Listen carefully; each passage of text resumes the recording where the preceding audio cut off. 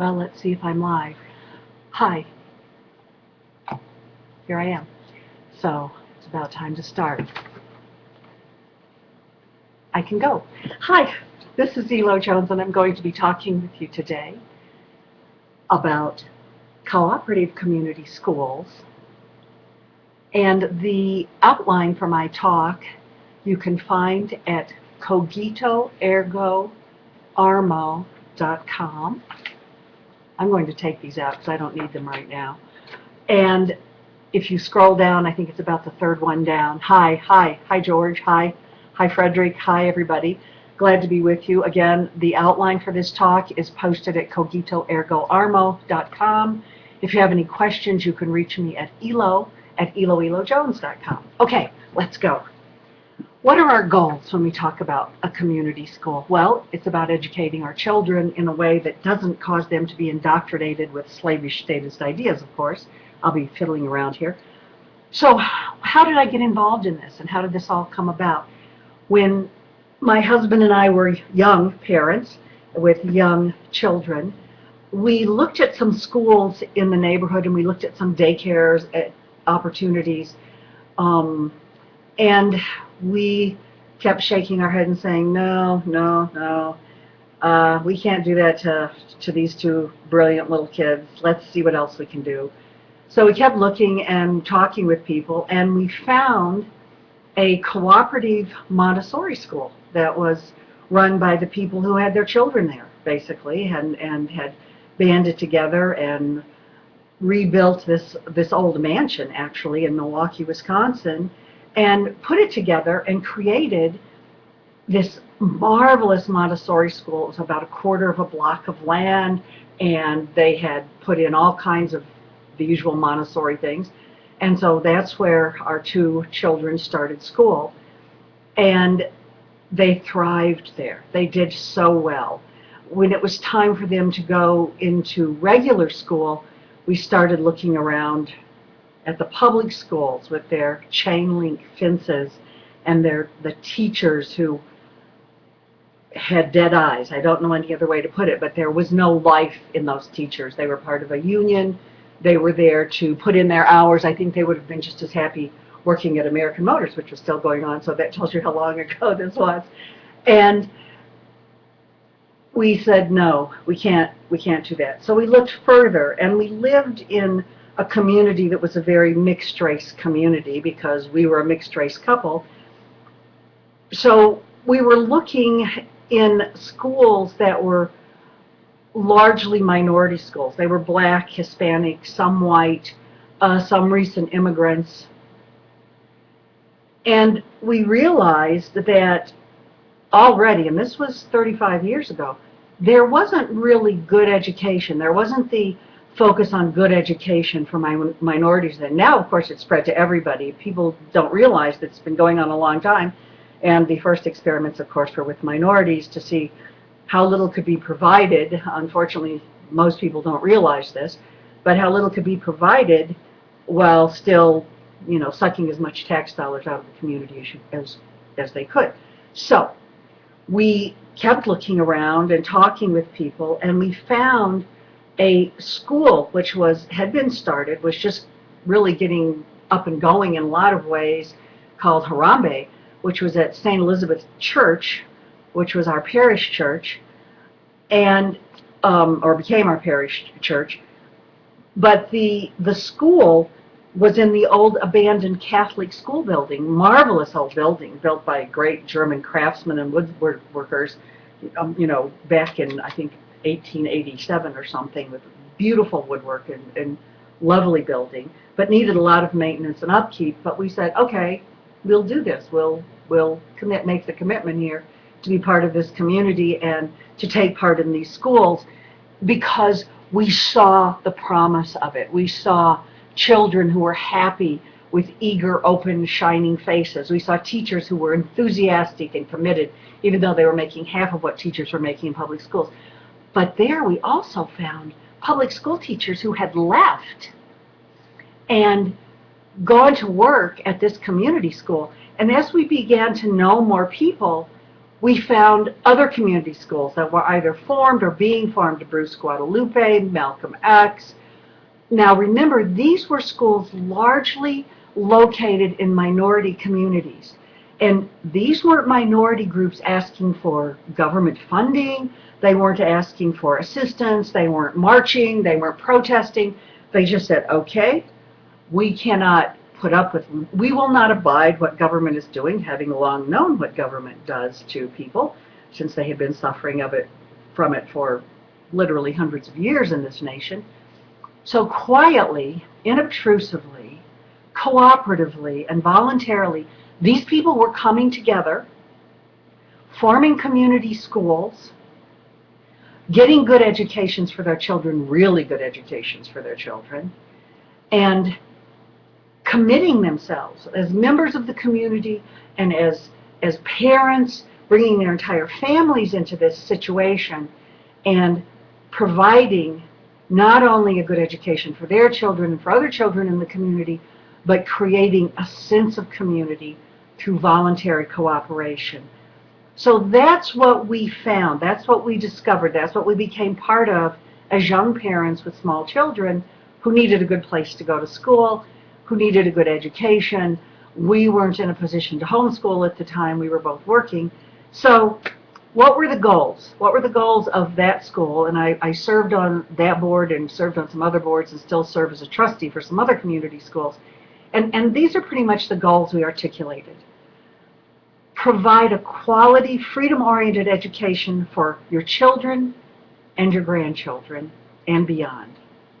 Rescue families, entire families, from government indoctrination. Build sustainable, long-term educational models for the community and for future generations. Now remember, 2 generations later, these schools are still thriving, they're still going on, they're still having wonderful kids turned out who are literate, who are articulate, who are well educated. It's marvelous. Modeling cooperation, modeling voluntary institutions, modeling independence through community schools. All of these things are possible. These are all expressions of a free market by people striving to be free. So what you can do in your modeling this is to keep these icons in mind as to what you want to do, because it's not that difficult. And there are some models, and you can build on these models successively for independent education, so that you have a beginning through a model such as homeschooling, where you simply rescue your children from government indoctrination. You begin to homeschool, you use online curriculum, or you purchase some from a local source, you begin to become involved, you join a homeschooling group, and then you begin to find out that you can share enrichment classes. I'm an artist as well as everything else, and I do enrichment classes here in my studio in art for homeschool children. I also occasionally tutor homeschool children in upper level mathematics, and sometimes give lectures on archaeology as well. There's a lot of things you can do, and you're going to be surprised at the resources that come forth. So if you start with schooling, and you get involved in the homeschool community, you're going to meet other families who have the same goals. Make sure that you are articulating the same goals, because some people who homeschool do it because they want to completely remove their children from society and a lot of its influences, and that's understandable too. But sometimes you're going to find that you're going to have families who have fairly strict or rigid religious codes, and they've removed their children from society for those reasons. They may not want to get involved in cooperative efforts.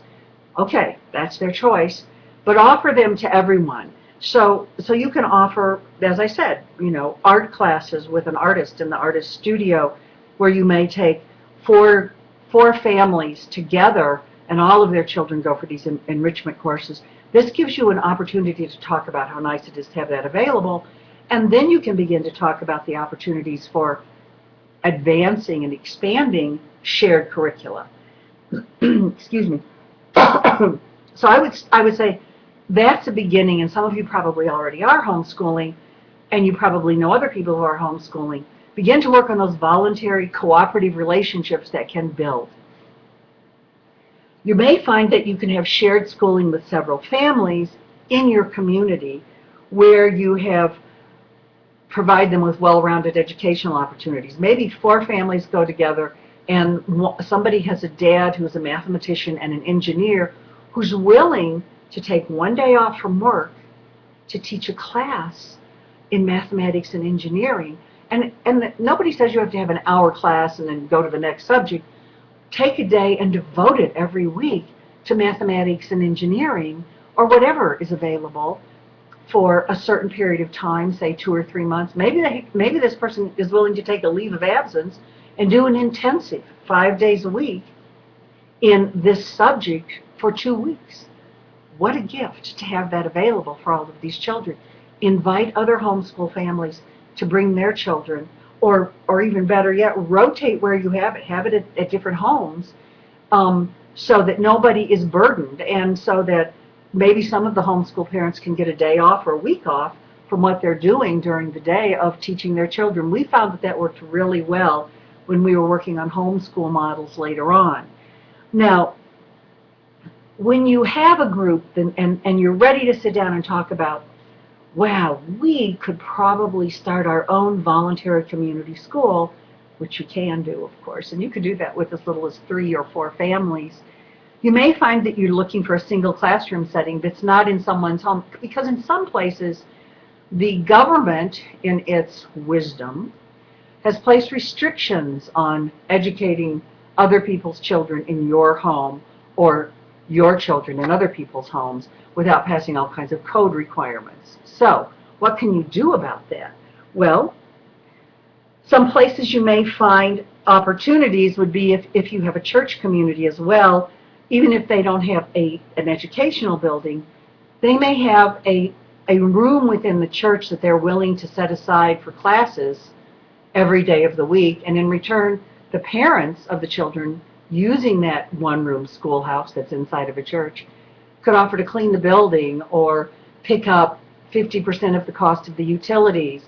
We found churches are delighted, enamored, enthusiastic, and in fact come in lend support, and some people want to be involved in that because they see this as an opportunity to do good.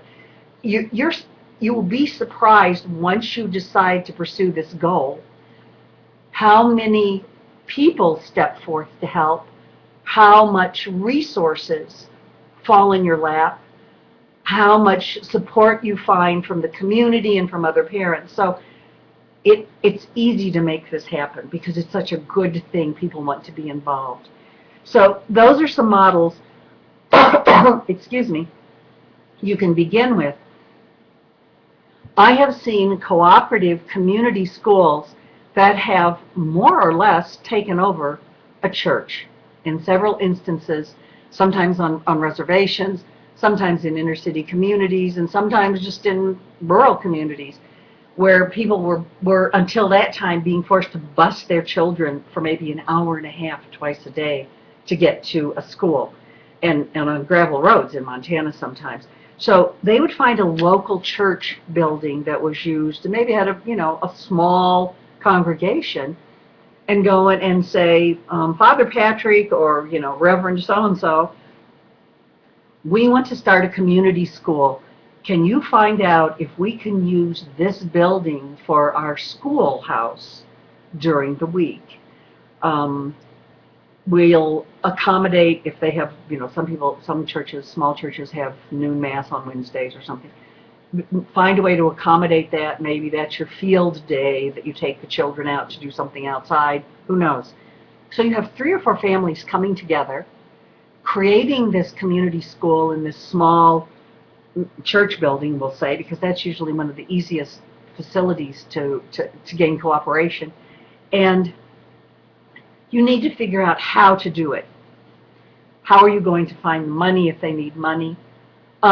All the usual fundraising ideas work. We used to have bake sales and roast corn sales at Oktoberfest and raffles and all kinds of fundraising ideas. But parents also can commit to do other kinds of sweat equity and other kinds of investment that don't involve actual funding. For instance, you could have someone who's a glazier that redoes all of the windows on the church building or that you're using for a schoolhouse. You could have someone who maybe redoes the flooring or refinishes some of the beautiful old wooden pews. The alternatives are actually unlimited and limited only by your creativity and imagination. So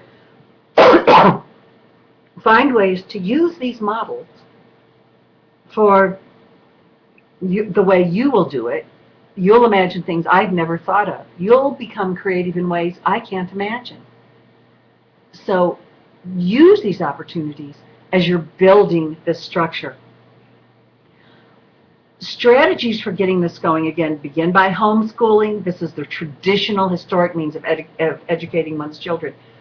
Before government stepped into education, before that separation between church and state, which Jefferson was talking about, he was talking about the separation between education and state, by the way, because at that time much of education took place in the churches. When you have the opportunity to homeschool, homeschool. And in some economic studies, it's been found that when one parent stays home, usually the one with a lower earning potential, and cooks at home, mends clothes, teaches their children life skills, such as how to balance a checkbook, make bread, and make soup, etc., etc., so that the family is a cohesive unit again and an effective economic unit, as well as providing them with a better education. There's not that much of an economic loss from having that one person who was a wage earner before, now employed in the home, educating the children and working on cooperative family projects like planting a garden. I know some homeschoolers who have amazing gardens, and I get to share in that largesse. So of course I'm very happy about that. Even though I have my own garden, it's not that large. And I have taught them how to use some of their fresh natural produce as well. So in doing projects like that, of course, the children are also learning. So look upon that as an opportunity to not only homeschool your children, but to draw them into the entire system of human survival and cooperation that should exist within the family unit, which we lose a lot of because our children are turned over to government and then usually to television. Oh, and kill your television, of course. Find talented and knowledgeable individuals to augment and enrich your homeschool program. And again, you see this is cyclical. We're coming back to that. Get other people involved. Start building the community right there. Start building this voluntary cooperative community. Look for other resources. Join with other homeschool parents. Form shared schooling cooperatives.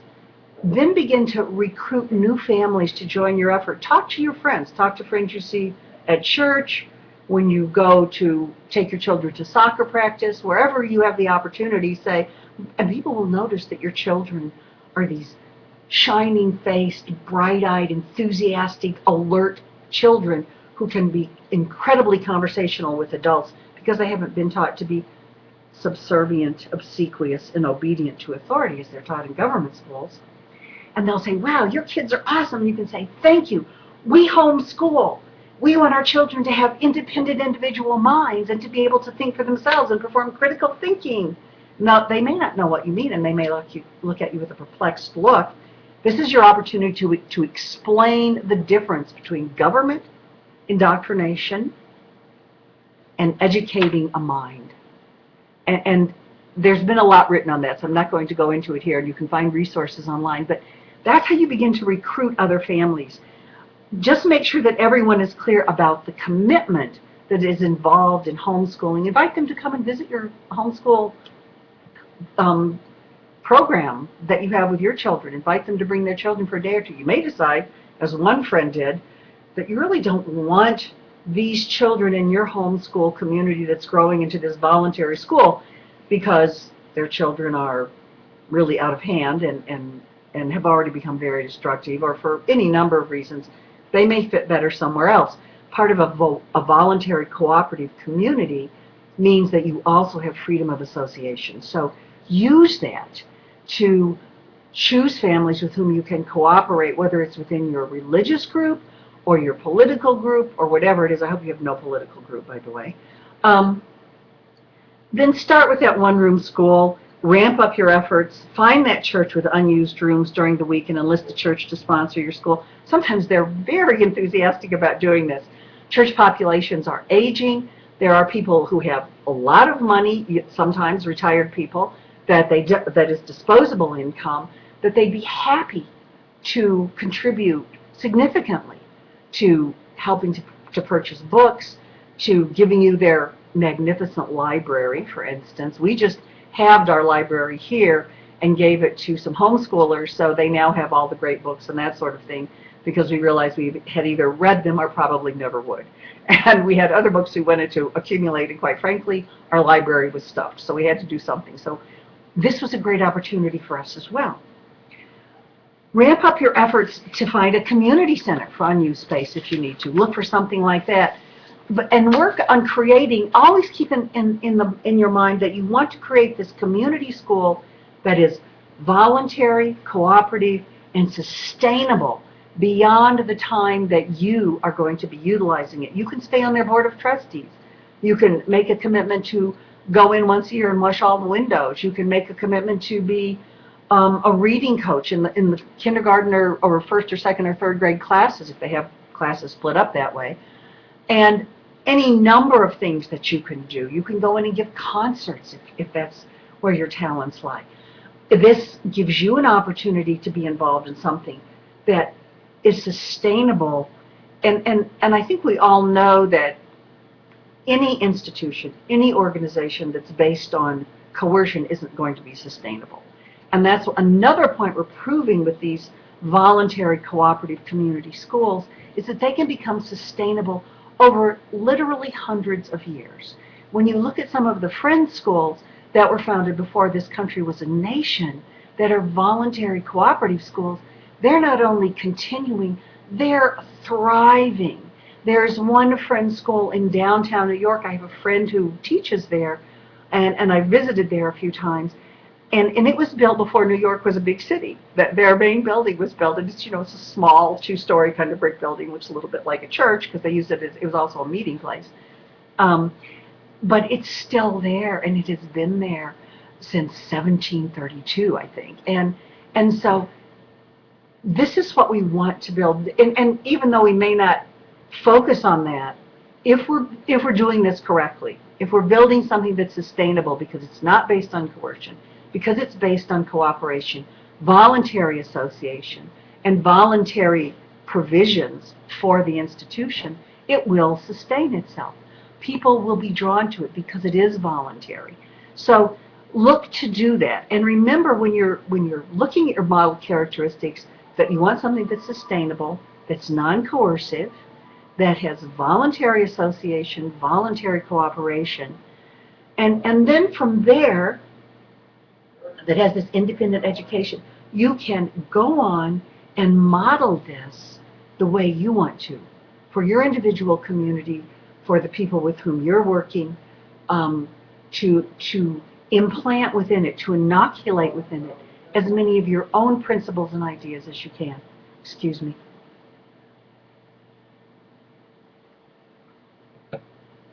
Remember, you can have such things as adult learning, you can have technical and crafts programs, you can have an art program, you can have a separate music program, you can have sports.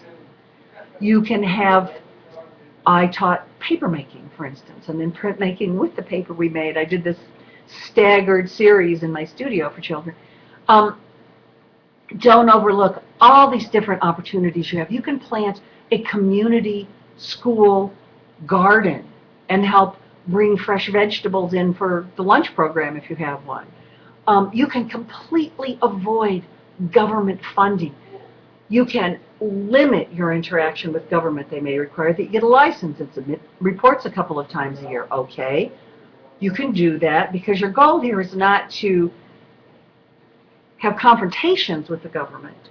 Your goal is to avoid government, coercive government, as much as possible. Your goal is to provide something better for the children who are going to benefit from this cooperative community school.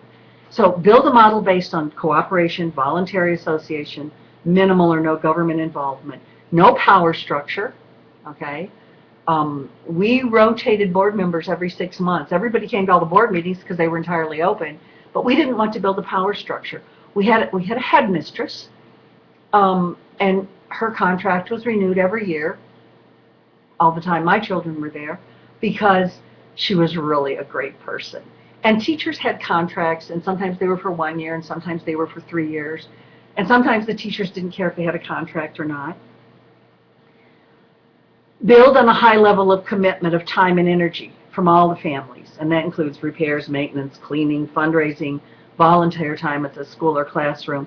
Work every year to have a surplus. If you're having a deficit, you need to rethink your model, because you should always have a surplus so that you can build an endowment. And have a surplus and an endowment with specific earmarks. Is your goal to buy some land behind you so that you can have a huge sports field? Is your goal to build a separate gymnasium for the school? Think about what you want to do long term, but don't commit through debt for future generations. I mean, if there's one thing we should have learned by watching what's going on now, even in our nation. So these are all opportunities. If people want to donate a lot of hours, now we did time banking, and you can read about that on, I think it's on my website, iloilojones.com. But we did a lot of time banking, so people could actually come in and work 20 hours, and we had somebody who was actually the time bank accountant, or the time banker, as we called her. And then when it was time to pay tuition, we would say, okay, but they already have this much in hours put in, and so we would factor for that. And there were all kinds of negotiations that went on about how time banking worked, and we changed it almost every 2 months because we were learning as we were experimenting. But we all had the same commitment, and so there was never there were discussions, but there weren't major disagreements. There were never splinterings of factions and that sort of thing. Some of the outcomes you're going to get: healthy children with healthy minds who have critical thinking abilities, which is significantly important these days. The ability to ask questions and see beyond the, oh, isn't it nice that the government is taking care of us, to how are they taking care of us? What means are they using to do that? Oh, they're using force. What are they saying? Are they saying they own my body? How did they take ownership of my body away from me? So look at those things. You're going to have literate children. You're going to have cohesive families who know how to work together to achieve common goals. And one of the most significant outcomes I didn't realize at the time was that children realize their parents are invested in their lives, invested in the future of their children, invested in their education, committed to being involved in that whole process. The children felt that they were being held very accountable, and that their parents were also being held accountable. I can remember my younger daughter coming to me once and standing with her hands on her hips when she was probably 6 years old, looking at me and saying, "Mom, something needs to be done about the library at school." Well, what's wrong with the library at school? I thought it was in great shape. People don't know how to use the Dewey Decimal System. We still used it back then. So we had to revamp the library at the school and use the Dewey Decimal System and put up a big chart so that all the children could find the books they wanted to read. And it was just a project we undertook, and we had projects like that going on all the time. You're going to be introducing the entire community to these unique models for education and cooperation within voluntary systems. Now, once they see how this works, that this is absolutely free market, that this is absolutely voluntary, and you invite people to come and tour the school, and you invite people to come and participate in events and come to recitals or whatever you have going on. We had them all the time because kids loved doing it. Excuse me. You're going to get other people who will want to find out how to start this sort of a community school in their own little community. And sometimes the community will be a 6 or 10 block area within a larger city. And that's all you need. You just need a few families, and you need homeschooling that can be built into a community school in the area, restoring an old building.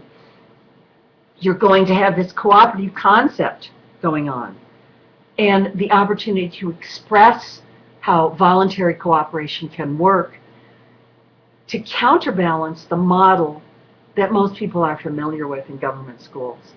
You're going to develop a sense of self-governance, self-responsibility, and self-achievement in people, which is my definition, by the way, of anarchy. This is what we're doing. Self-governance, the absence of political authority is what anarchy is all about. So there's nothing in anarchy that says you can't have peaceful voluntary cooperation to build cooperative voluntary institutions. And this is a good model for that because it has such marvelous and productive and creative as well as beneficial outcomes for the community and for the families and the children involved. So building a community based on cooperation rather than coercion becomes a model which can be inoculated into other paradigms of human existence to start other cooperative efforts, which can use, again, means of exchange of value that can often be outside of the use of government currency. I'm going to quit in a minute. Okay, it's 9:30 and I have my little discussion board turned on. I'm going to sign off of this in just a minute. I think I need to do that. Or maybe I should stay on so we can have the talk and you can see me. So let's see if I have any questions yet. So I will take questions. George Donnelly says, I'm on FF42. Might just be your neck. Oh, he's talking to somebody else. Okay.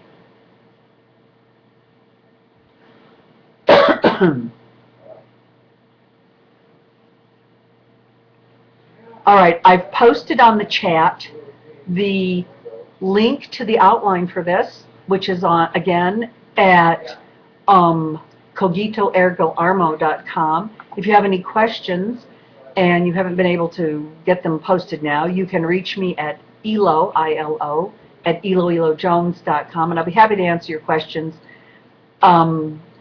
and help you in any way I can. So if anybody has any questions, we'll talk about them. Meanwhile, I'll give you some little interesting things we did that were enrichment programs in some of the community schools I've been involved with here in Montana, in Wyoming, and other places. Oh, somebody wants to know, I think this will be available as a recording. I think George is going to have these somewhere. Isn't this awesome, this conference that he's doing? I think this is so cool. Other ideas beside churches for shared education environments? Sure. Part of it you can do online. Obviously, you can hire George and he can set the whole thing up online. I'm sure you can work out some means of exchange that will be agreeable for everyone. As well, lots of places have community centers that you can use. Sometimes you can find, this is going to sound funny, but on one reservation they actually found an abandoned big old gas station building that had 4 rooms and 2 bathrooms and the whole thing. And they use that 3 days a week for a community school. And of course they're also teaching native languages and a lot of native culture. So that's some good things you can do to look around your community, and don't let my ideas limit your imagination and creativity. I'm just giving you some bare bones stuff here. Think outside of even my boxes, okay? Because a lot of my sharing comes from historical perspectives. Let's see. How do you overcome the challenge of convincing existing homeschoolers to cooperate more despite their differences? I think you have to build on common goals.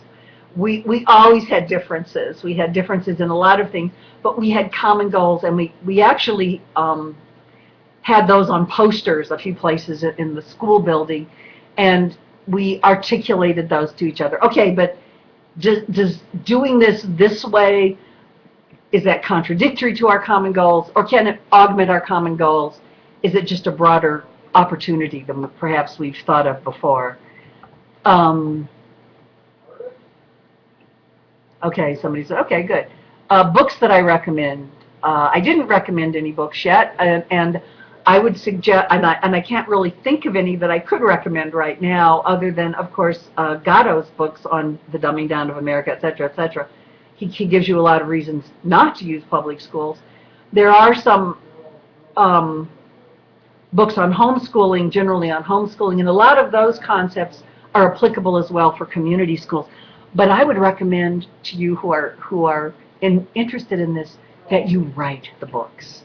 write the workbooks, write the outlines, come up with your own ways, because this is an idea that's just beginning, and I think that we don't know how much creativity is involved. It's sort of like, you know, when they started doing automobiles and people suddenly had individual voluntary cooperation in the free market for transportation.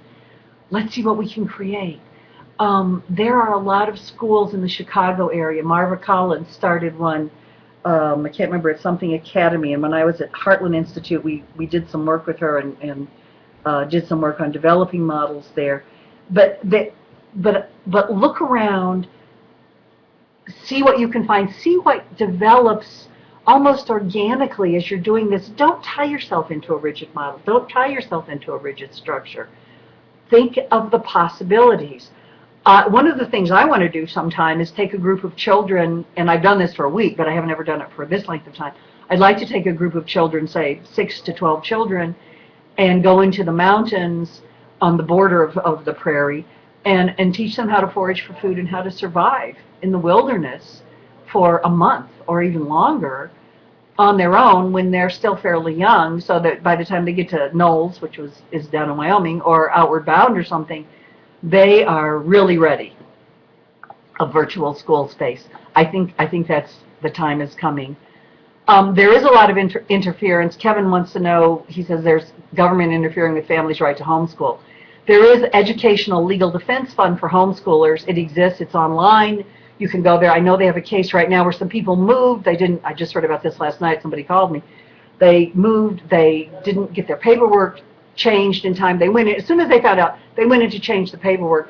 They were arrested and charged with child abuse. And the Homeschoolers Legal Defense Fund has picked up that case, I think as of yesterday, where FIJA is probably going to be involved in distributing some flyers. We're going to help print out some flyers.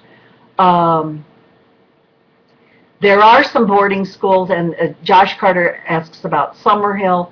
There's Scattergood, which is a friend school in Iowa. Look at those. Look at the Montessori schools, and look at some of the other options. But again, also think about what you can do. Oh yes, Liza, my teacher, told me, look for ways that you can create a community school. You have my email address.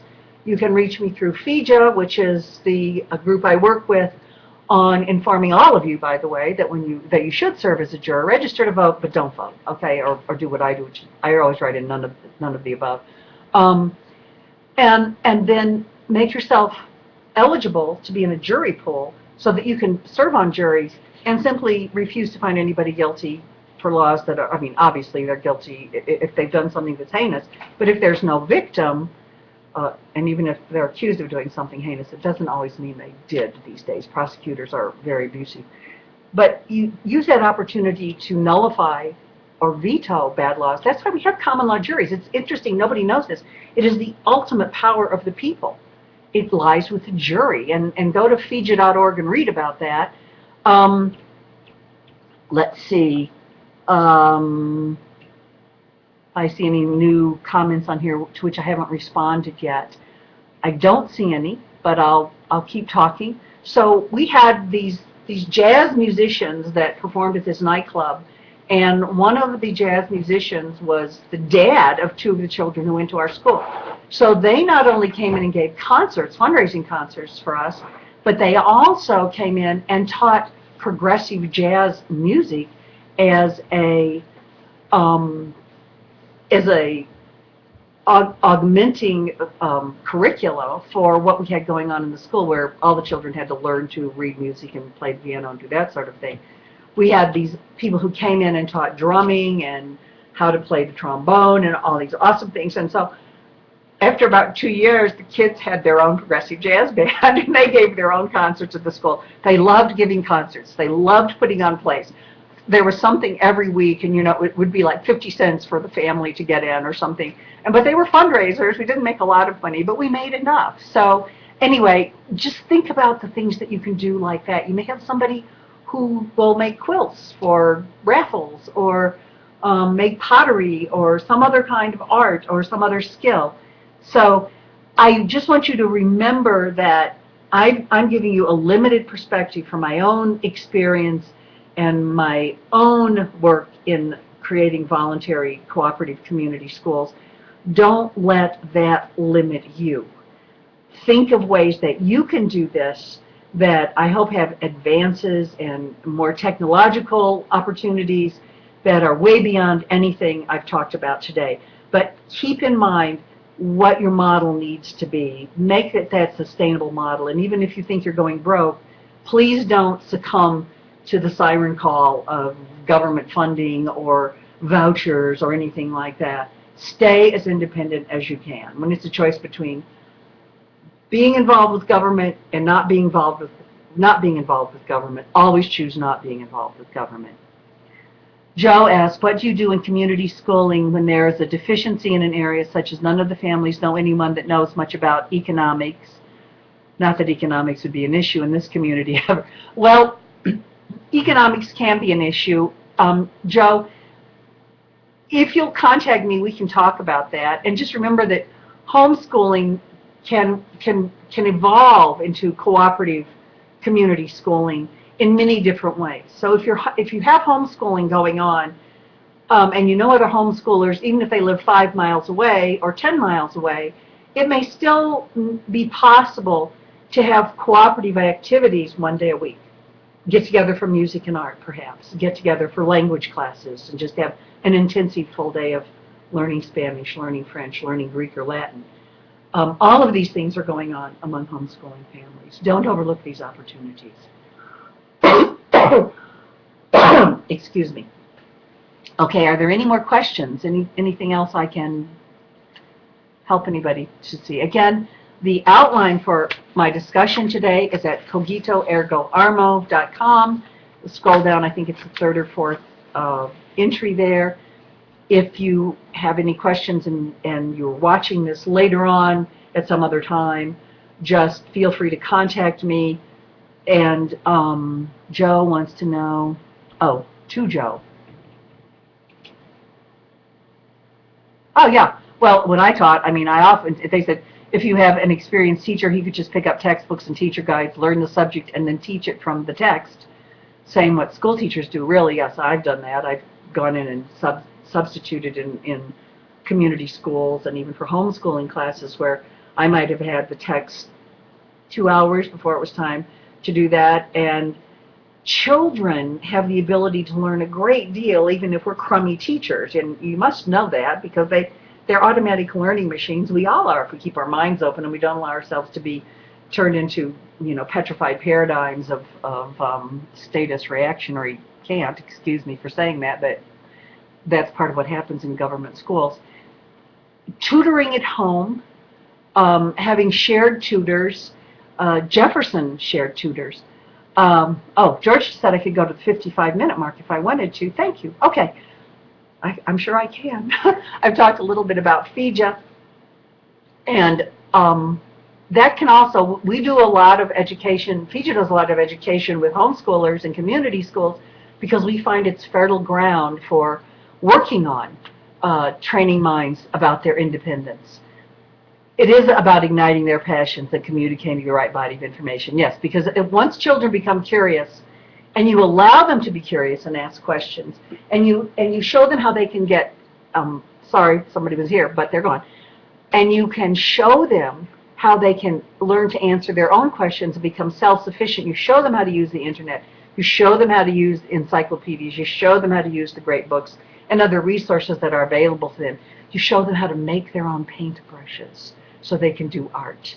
I taught a group of homeschooling children how to make their own paintbrushes so that they could do sumie, and we made our own paper, we made our own ink, and that sort of thing. That was a lot of fun. But the children pick up on it. They go find their own resources. They begin to feed their own curiosity, and that's what you want them to do. You want them to develop that ability, and any good educational program is not about obedience and receiving permission to take care of bodily functions. May I please go to the bathroom? May I please get a drink of water? Raising your hand to speak. All those things that they're taught in school, that's horrendous. To teach a 6-year-old they have to have permission to use the bathroom. I can't imagine anything worse. Nonetheless, children know how to be polite and say, excuse me, and leave the room and come back very politely and privately. Um, but what are schools supposed to teach? What is an educational environment supposed to do? It's supposed to encourage curiosity. It is supposed to inculcate and train critical thinking. It is supposed to develop the individual talents and the individual characteristics of each child so that they can become a productive, self-satisfied person. I'm not even going to say a member of society. They need to become a productive individual. Oh, good. There are some TED Talks on self-learning through, yes, excellent. And TED Talks are great. You could use TED Talks. And it's true, Frederick wrote that my son won't let you teach him a damn thing until he wants to learn it. But you know what? If children are free to learn when their curiosity is aroused, they learn at about 3 times the rate they do in government schools, where they're put into a structured, rigid environment that impinges upon their self-worth, their self-responsibility, self-governance, and all those things, and takes away their self-ownership. Great. At older ages, what are the state barriers that exist? SAT testing, writing tests. It depends upon the state, and yeah, somebody, Frederick just back said it does depend upon the state. I know that there are some standardized tests that one is supposed to give their children when they're homeschooling, and then they have to be submitted. One of my past lives, I was working at educational testing services. There are all kinds of tests available that meet the requirements of state government. Not only that, as more people rescue their children from community schools and rescue entire families from their entire family from not from community schools, from government schools, you're going to see more tests being accepted by the state, and you're going to be the state less able to enforce its edicts. And that's, of course, what we're going for. We're going for the time when there's one government school left in your county or your city, and all the rest are voluntary, private, cooperative, community schools of all different types, so that you have a free market. If you want a school that teaches only in French because you're going to be moving to France in 3 years, and teaches French history and all that, French culture, all that sort of thing, you'll find one in your community. If you're looking for a school where your children can learn the skills of Native Americans, where they can learn the skills in the language of Lakota Sioux, you'll find one in your community if you live in the right area. Or you'll be able to go to that place, and you will actually have a free market restored in education. That's what we're building toward right now. So every time we can offer an alternative to people that's non-coercive, voluntary association, voluntary cooperation, then we're going to be destroying the paradigm that the government has imposed upon us. And that's the other side of all the benefits that we get for our children and our families by creating these schools that then they often become centers for the community. So remember, when you're building these community schools or these cooperative community efforts for homeschoolers, whatever you can do in that regard, you're also building a sense of community that's based on voluntary cooperation. You're inoculating that paradigm into the culture. And that's what we're all here doing. We are actually inoculating paradigms, new paradigms, into the culture that are non-coercive paradigms. And people begin to see how that they work. We have those all around us. We take them for granted. Nobody forced me to buy this shirt I'm wearing or these glasses I'm wearing. These are bought on the free market with voluntarily, cooperatively, with somebody who manufactured or made them. We want that to happen for everyone, and this is the principle of what we're talking about, actually, is this non-coercive model. So as you're introducing that, you're going to find more people who are enamored with this, and they're going to become enamored with it and drawn to it. They'll want to become involved because it feels right to them. They begin to make comparisons, and suddenly they understand that there are opportunities for benefiting their children, for benefiting themselves, that are outside of a coercive model. I also want to suggest that you not limit this to children between the ages of 6 and 18 or 5 and 17 or anything like that. I want to suggest that you use this opportunity to expand and reform the model of education, that you use as many different facets of educational opportunities as you can. There is one private school in Indiana, had to stop and think where it was, where they recently were teaching the children to do illuminated manuscripts. And the children liked it so much, they started writing their own books about dragons and magic and things like that, and doing these beautifully illuminated manuscripts, which we had an art show, and I got to go for a couple of days, and people were buying pages of these illuminated manuscripts. This is the only community school I know of like this in the country, where the kids have this unique and special talent, and all of them are, you know, not all, but many of them are planning to become art majors when they go to college. Many of them have already been accepted to college, and they're planning to get their MFAs, and they're planning to go work for some, you know, restoration museum or something doing manuscript restoration. One guy is going to start his own company doing with one of those really old presses, you know, with a screw down press, one of the first ones where you actually set the type and that sort of thing, and then have people who do illuminated front pages, and he's from Kansas. So these are the kinds of schools that are happening. Excuse me. Okay, there's some good website opportunities being posted, and I hope you're all able to read these. Justin just posted some, and Abby. Paul said, and then people wonder why their children aren't learning or growing. Well, again, turn off your television, rescue your children and your family, and then what happens is you begin to start to rescue the community. Why would one encourage any student to seek an MFA? Well, nobody's encouraging them. That's what they want to do. I don't see anything wrong with it. I think one of the kids is going to Rhode Island School of Design. Why not get an MFA if that's what you want to do? I don't think we should limit children. We can say, okay, here's some options for the kid who's going to do his own press and illumination. But if they want to go work somewhere and study, and I work with a lot of, because I'm an artist, I work with a lot of kids who have MFAs, and for some of them it's been beneficial because they're in a creative environment where they get to share a lot of creativity with other students, and that can be a very synergistic environment. I work at one such place here in Montana, and it's wonderful. So don't, it's not an encouragement, it's, well, I don't think Paul says MFA equals worthless government hoop to jump through. If it's a private school offering an MFA, how's it a government hoop? It's, you know, you get a degree there and then you go start your own business and become a fashion designer. I know a young woman who did that. But she wanted the MFA because she wanted to go learn a lot of things that she couldn't learn when she worked in the textile and fashion designing industry in New York, just because she couldn't get the structure. Where can one find how to go to work for one of these schools? Love to work with special. Ghosty says, I would love to go to work with special needs children, and I love teaching them new skills.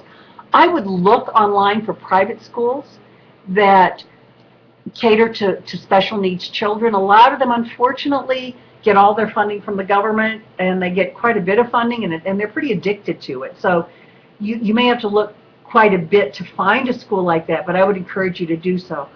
I have to leave right now. I actually have an appointment away from here, and I'm kind of disappointed because there are a lot more people I want to be there for their presentations.